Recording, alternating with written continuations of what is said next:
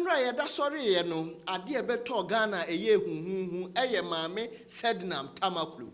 Na saa maame wo bɛkae na ono na Maslok na oye CEO. A nkre betire mu ni se maame sika ye de ama Ghana fo se yemfa nya adwuma no. Maame na dwasem wo de abɔ ne ho bra ene wo hwɛ maame ukɔ ne fie pa ye se ne nkwan mu echenzu. Wo wia wi jatanam e wo ne fie ho no mo. Enam be ne ntese sika na bunu so no yin se ye Ghana fo sika e na wo de eye adwuma. Enam a wo kɔ ne nkwan mu ebi ni mu aye wo eno de wo so wo kiri. Na de abasa ne de tese wo twa ne num ankasa wo de Ghana sika. Eno ena NPP eba aban ayi so no ye NDC ni nti NPP ba ye no ena NPP fo se ma me brai wo twa wanum awi we de awi account so hwe brai mfa nko gina court ena ye de ne court no ye born account ma akoma 78 mami ehwe account ye ni musa afa de na ne hu TV free no ka kire court se na ni su biri no ena court se mo mfa ne ko hospital ye ne ko hospital ye nim ni one doctor ne ye na doctor ne ka kire se yare na mami na nya no de Ghana ha ye ntumi nsa nti je sa abrochiri ena court man bill se onkonkosa ne ho yare mra maami ni koduru US abrochi mema was hwan me bia malata moimoy me ba bepe de ye bo maami ni chekusie ebon a wagura mu e wo US wo no FBI fo kra hwe na wo mu hunu no tese we jumpy bill na no na ye de no wodo wa ma enti ye try no in absentia tese ye di wa asem wa abra wo ni wo na idi na asem court di na asem ye ya se yemfa ne koto mu enfie du na so se maami be ba bedem ko akoa o se me mada enti ye de ne sa maami ya ama na nu ya aban sesa ye NDC ba ye na je so no na aban na asa aba back no ye wo ye ho America for se afi de ya kire na mje America for mo ho wanwa aban sesa ye mo ankire aban sesa mo sankofo kana na bi anche mo se US for no afi de o mo de na ba e na maami ya ba maami ba ya ye de enim so odem ebi so onem ye beti a yes se de maame na koye appeal enra na appeal no tenase 30th July appeal court no tenase a omo se maame no ni huson sa abrobe mumfa ne hunkodi boni e de boni kura maame no kura omo so wo ye virgin po chese be makro mfa bi da onye boni da eti omfa ne hunkodi de no na Ghana fo se pue ye ndisi fo ena me se asemba amunya abotre we ayembra asem unnimu enti ampani ampa ye kofa lawyer kesie ene ezo otienie ene oba be kirechem lawyer Samson ayine ene ozo oba kire yemu ne e course enti wode ye din ne yenkotie lawyer Samson ayi one Joy News for ene yes interview we ne yenkonkotie. In plain language, for those of us who don't understand legal language, what did the Court of Appeal actually decide yesterday? It's SEDINA now innocent. Yes, she's been acquitted and discharged on all the counts. All the counts against her. And you know that there were 78 odd counts, which were mislabeled as 80 counts. So she's been acquitted and discharged on all of the counts. Of course, about 34 of the counts were found to be defective, according to the Court of Appeal, on the basis that they did not have particulars as required to explain them in the detail that is required per Article 19 of the 1992 Constitution.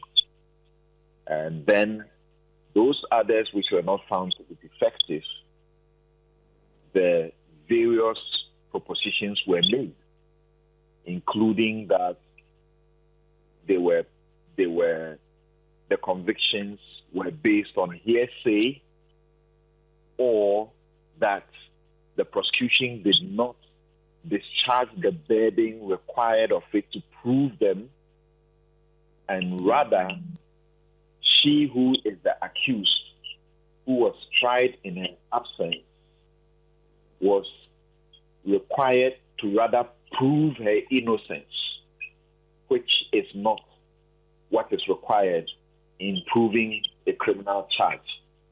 He that makes the assertion has the burden to prove beyond reasonable doubt. He that is accused it's not required in criminal law to prove anything, generally. So that's what you can say in summary. So at this particular point, there were charges preferred against SEDINA, and according to what you've explained, because it was not her responsibility to prove, but that of the prosecution to prove, does it clear the charges and make her innocent? Because I am not a lawyer. We know when you go to court, there are two outcomes, innocent or guilty. And with this particular judgment, does the state have any other avenues to pursue justice in the case of the misappropriation of funds and loss of value to the state? So basically what you are seeking is whether the state has the opportunity to re-engineer the case beyond an appeal. Because if you take the judgments on its face value, on the various, categorizations in which the court came to the decision unanimously acquitting and discharging her, then you may say there may be a difficulty in overturning that decision. So your questioning will be that once the decision turns on incurably defective charges, an odd of about 34 charges in that regard, can we now repair those charges and then put her back in court? There's a difficulty. There is no a straight, answer, a yes to that, because in our jurisprudence, we have something you may be familiar with as the double jeopardy principle. Autrefour acquit. Now, if we can look at that carefully to consider that that principle does not generally bar the state from properly drafting fresh charges that comply with the provisions of the law and the Constitution, so to speak, then that opportunity is available for those charges, so to speak. But it's a heavy, it's a difficult task to upscale. I will tell you that it's a difficult task to overcome. Samson Kwekwa Santi has a question for you. Yeah, Samson, if you look at the judgment, two things, struck me. First is the charge sheet, the defective charge sheet, as the Court of Appeal found, and the requirement that the charge sheet and the counts must offer particularity in terms of the nature of the offense the accused is said to have committed. You look at a lot of charge sheets these days and they are very generic. It's almost like they are lifted directly from some textbook or something, and that is not to say that is what happened in this case. Because if you look at some of the charge sheets on willfully causing financial loss to the state, they were too generic in the way they had been framed, and they did not give enough. So that is one. I wonder what you make of it, and the court's behavior now to crack down on it to ensure that accused persons get enough information on that. And then the second part is when prosecutions frame charges in the negative, for instance, without authorization, without due process, those kind of offenses, which sometimes they seek to shift the burden on the accused person to do. We saw it in the Ernest Thompson case, in the Atuforsin case. It was the same trial judge, and the Court of Appeal overturned her in that case also. Those are two striking points in this judgment. What do you think it sets in terms of the path for the future for our criminal jurisprudence and how accused persons are treated in courts? Well, that's basic and obvious to see, isn't it? That prosecutors will read this judgment and be extremely careful in how they couch the counts or the particulars of the offense. Some of it, you cannot escape it, where they say she did or made the procurement without approval. You you can't escape it. But in this case, you must also recognize one thing, that because she was absent, my reading is that that may have also impacted on the process and giving the Court of Appeal the opportunity to do what they did in respect of the charges, even the charges that are said to be defective. Because if she were available, she would have been subjected to cross-examination. She would have called her witnesses who would have been subjected to cross-examination. And the opportunity to prove through her what is said not to have been proven may have become patent. You know, if you take the Akonta mining case, for example, you will see that the witnesses of Akonta mining, called by Akonta mining, and Wontumi himself, his own evidence, was used against him because they helped the prosecution to confirm some of the things they needed confirmations about. So you will find that from my reading of it, that this appears to be one of the disadvantages that has worked against this particular, judgment and gave the Court of Appeal the room to be able to make the pronouncements they made in terms of the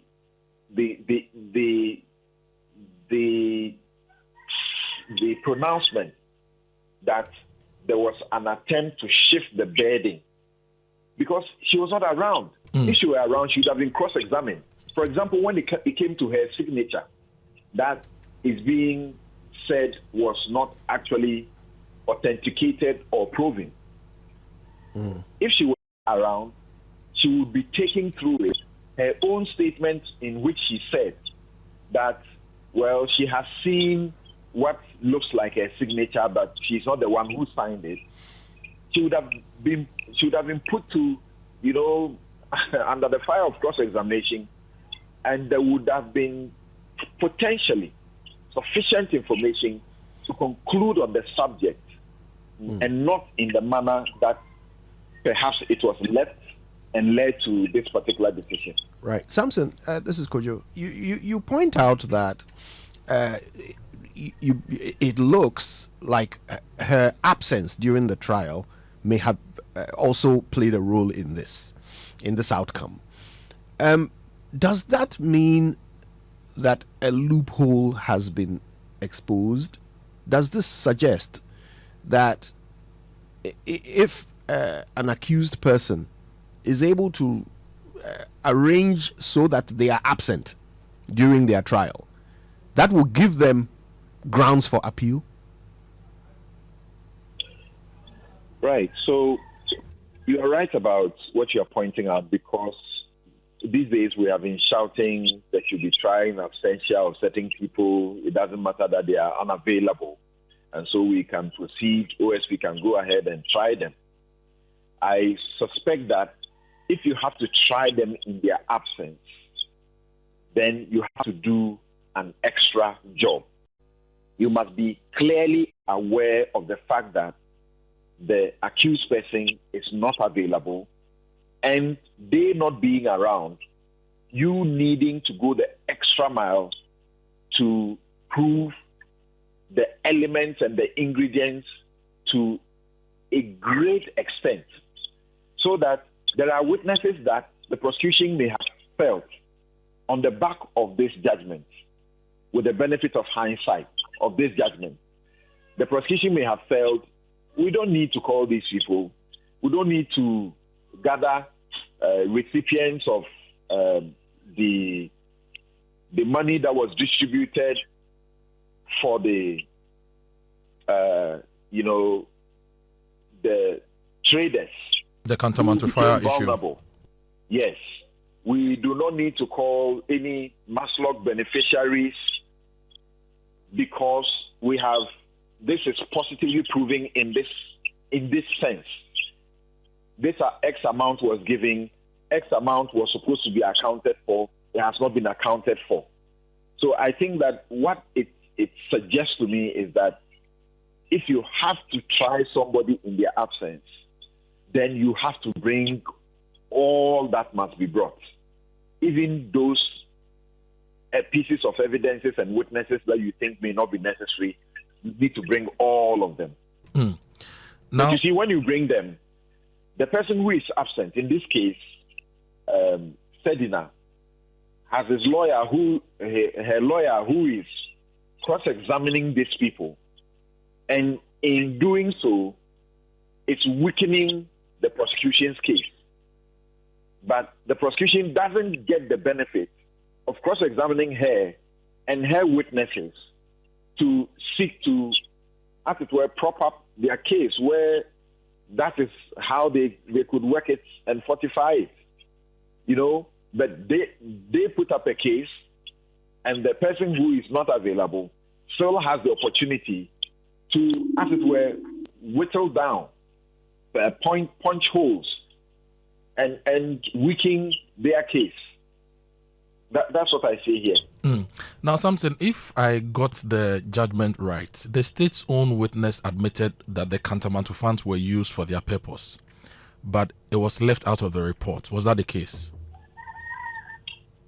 Correct. What are the professional implications of that? So you would see some evidence of sorts that the state, in arguing their case, I think even at the very preliminary stage, indicated the absence of certain records in the trial. So I don't know how that's, because at their very introduction, when you see their written submissions as they made to the courts, you will find that they clearly indicate that I have just opened what they said, because it's right at the introduction, page 1. They said, "We wish to bring to the attention of the Honorable Court that the record of appeal before the court is not complete. We state that all the exhibits tendered by the prosecution during the trial does not form part of the record. The only documents found as part of the record are some of the documents which form part of the disclosure done by the prosecution. Be it as it may, we have had to proceed with our submissions relying on notice made by the prosecution, as we only have become aware of the instant proceedings in this honorable court after the court had directed the parties to file their written submissions." So this is the introductory part of the written submissions of the respondents. Yeah, in answer to the appellant's submissions. And after the court had granted them leave to file it on the 1st of April 2026. That one, I can say that when a record is not found, as they have discovered that a record is, some evidences are not part of the body of the record before the Court of Appeal, what they then would have required to do would have been to apply for rectification of the record, which we all do. When the appeal records are compiled and there are records that are missing in the appeal record of appeal, you go to the court with an application, which is never, I do not know about any situation where the court has denied the party the opportunity to bring in the record. So I don't know why this happened, that records you find important for the determination of the appeal are missing. And then you don't apply for a rectification of the record. I'm doing one particular case they have applied to rectify the record like twice. At each time, the Court of Appeal will grant you the opportunity to rectify the record and bring what you think is essential and important to the record. So I don't know how this happened. This is such a grave omission, which can impact on the question you speak about. I don't know how it happened, sincerely speaking. Now, Samson, my final question for you. As Kweku pointed out, the Thompson case, Atoforsin case, now Tamakloe, high-profile financial crime prosecutions, they keep collapsing on charge drafting and burden of proof. If you were advising the Attorney General's office today or tomorrow, what one change do you think they should institute to prevent the next collapse of these cases? Because they are public interest cases. We are all interested in these cases. What should the Attorney General's office do better next time? Can I be advising them? Well,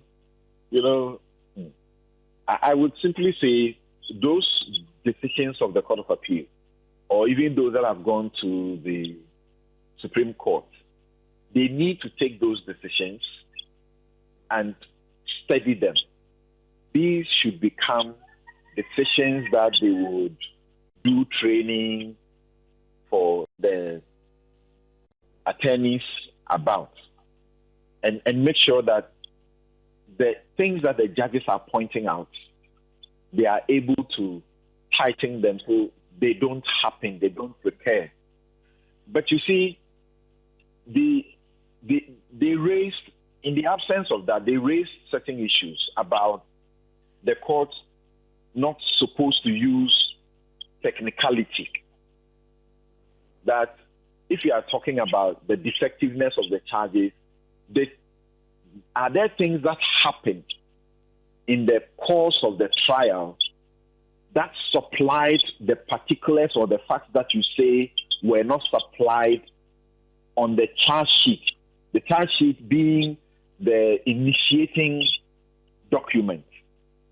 If for about 34 of these charges, there were not particulars sufficient enough to help the accused to be able to frame their defense, that is, if the accused was around to frame a defense, then, they relied on a provision of the law, which requires that where it is only a question of technicality and it doesn't go to substantially damage the case, so to speak, the court should be very hesitant in setting aside a conviction. But the court took the view that this is not a question of technicality. This is fundamental. It is fundamental. So the reference was to Section 31(2) of the Courts Act, which specifies that the appellate court shall not clear or, if you like, set aside a conviction based on a technical flaw or procedural defect unless it considers that a substantial miscarriage of justice has actually occurred.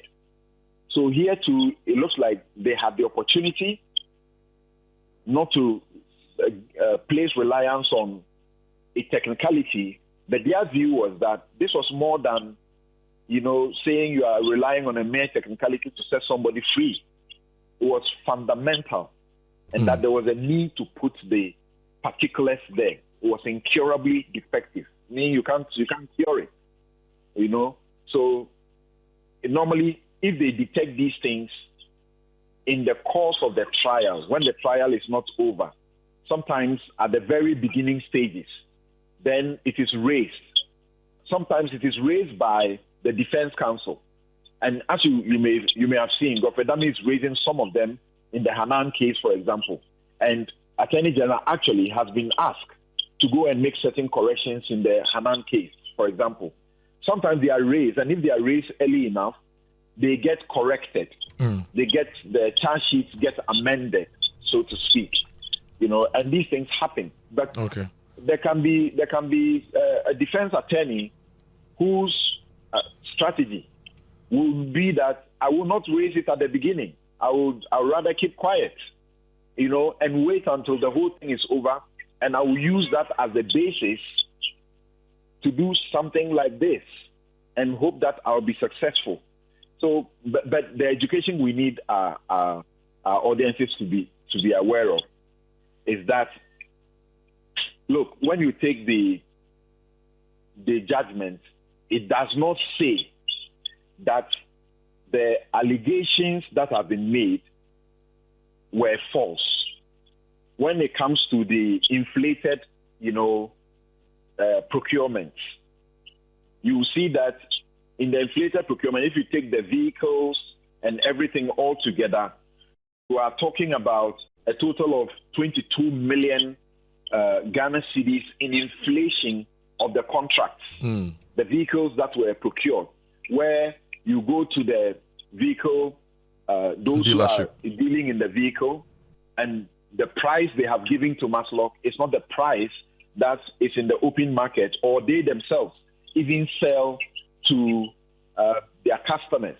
And Manasseh Azuri, whilst with Joy FM, when these matters came up, even 2 years after, went to these vehicle dealers, those who sold to Maslock, and double confirmed, that the prices were far in excess of what they were selling to the motoring public. And you remember, the inflated cost, so to speak, was the reason the buses that were purchased for the GPRTU drivers, they refused to accept them. Yeah, if you remember. I remember they that refused story. to accept them. These vehicles were sitting and rotting away, at the state. Is it the which? And even, do you remember at the time? Some of them were at the national security. I remember my former colleague Caleb tried to take photos of those. Exactly, that's the reference I was going to make. And Caleb he was assaulted. And Zoe went there to try and take a look at these. They were, I don't know. So all of this loss, what is happening? We have lost everything out of the 62.2 million in all of these inflated contracts. Everything is gone to waste. There will be more of this on Newsfile tomorrow, and we'll all be listening to Newsfile tomorrow. Thank you so much, Samson, for joining us this morning on the Super Morning Show. Kojo? Yes, sir. There's one interesting thing. When you look at the extradition processes in the U.S., since we have become a nation that relies on what the U.S. courts say, even when it's not an extradition court, but an immigration court, we rely heavily on what they say. Let me point to you about 2 or 3 statements that the court in Nevada said about this judgment. Because in doing the extradition, this judgment was submitted to that court. Mm-hmm. And the court, among others, said that in its judgment of conviction of Atieno, the Ghanaian High Court also outlined facts demonstrating that Atieno's driver obtained 50,000 Ghana cedis from Maslock funds that Atieno collected but failed to account for. The judge did not impugn the judgment. Now we have a judge in the U.S. sitting over an immigration matter, but impugning charges that Ghanaian courts, Ghanaian prosecutors are placing. Then he says that where there has been a judgment of conviction entered by a foreign court, there is no need for an independent determination of probable cause. The relator's guilt is an adjudicated fact, which, a fortiori, establishes probable cause. And then he says again that together, the affidavits submitted by Ghana, he says together these affidavits and the judgment of conviction are sufficient evidence to convince a person of prudence and caution that crimes were committed and Atieno committed these crimes.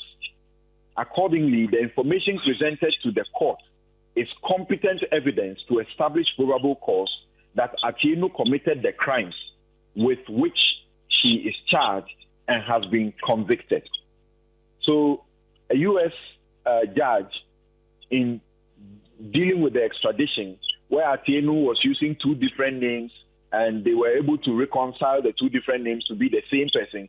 They actually said, the matters that appear to have been raised on appeal in Ghana, her lawyers there didn't raise anything of the sort, to challenge the conviction in absentia, as that was challenged here in Ghana.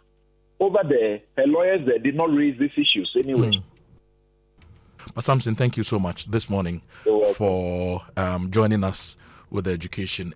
Lawyer Samson Ayine and one abetire na asem from the legal point of view no we here na am say me so me ma the layman point of view they didn't kan NDC for much as mu ye nyaatwe mu ye nipa bonefo papa mu ye nipa bia mu ye widifo enti mu pa pesa mu kire say MPP nipa na yache no say ya na wadwane na afi no abanti go be ya appeal enya na Ghana court system ne de ewura de agedifo mutimi gum ho ani mu aze o wo council almost here the contempt na me peme ni wo me hwe US for ma me no dwane go say US kra mo anya no me de ga me go say UK yes so UK United Kwayem braho na abeba beto osono ne ayi agezede ade a mo ye ne se bi enyenyenyenyenyenyenyen ma me we ye di ensika ma me we hwe unim je ye menhi kra ne count baako Mami we sisa Ghana sika.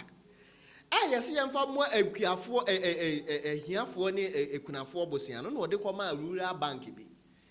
Na bank no one omukura anye negotiation se sika na bu ni so bank ne da so le ya mami ye pie sika kogu o account se wom. Ehwo na bank ne frɛ mami se mami na sika ya wo de abre ye ehwo sese etese woni ya nka interest impo. Na mami ne boy interest bi de ma wo mo.